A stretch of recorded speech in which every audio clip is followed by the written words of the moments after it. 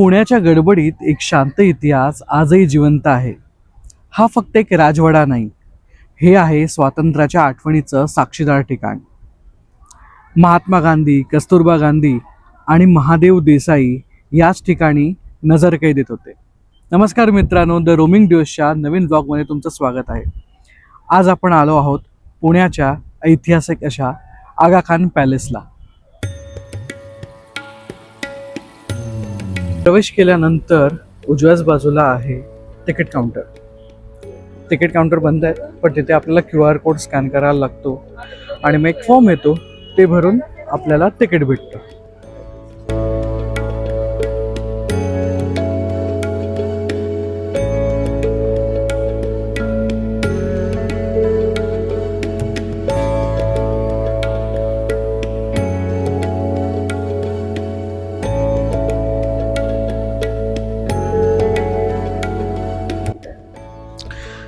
हा राजवाडा 1892 साली बांधण्यात आला, पण याला खरी ओळख मिळाली 1942च्या भारत छोडो आंदोलनानंतर.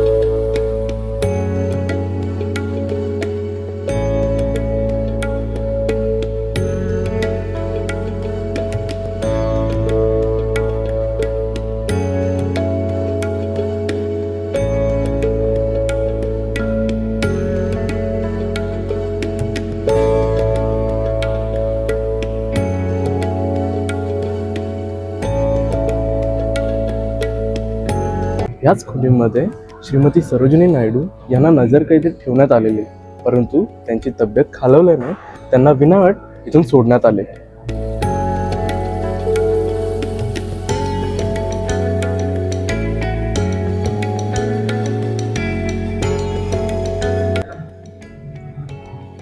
महादेवभाई देसाई, गांधीजींचे सेक्रेटरी, त्यांना याच खोलीत नजरकैद करण्यात आले.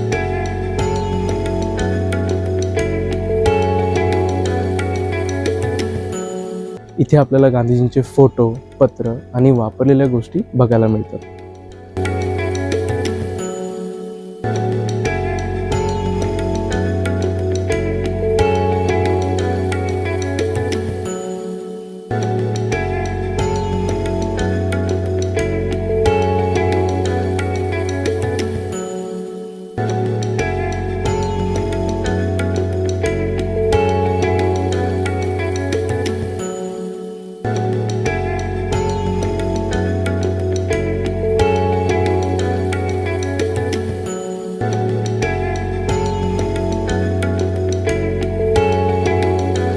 राजवाड्याचं बांधकाम एकदम साधं पण तितकंच रॉयल आहे, आणि हा गार्डन शांत आणि स्वच्छ आहे.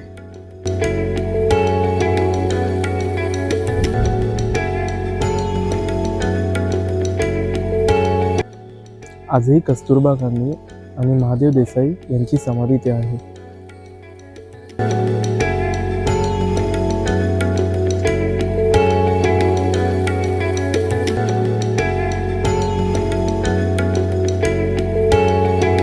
इथे येऊन कळतं की स्वातंत्र्य आपल्याला सहज मिळालेलं नाही. तुम्ही कधी जर पुण्यात आलात तर आगा खान पॅलेस मिस करू नका. व्हिडिओ आवडला असेल तर व्हिडिओला लाईक करा, कमेंट करा, शेअर करा आणि चॅनलला सबस्क्राईब केलं नसेल तर सबस्क्राईब करा. आपण भेटूया पुढच्या एका ब्लॉगमध्ये. तोपर्यंत बाय बाय.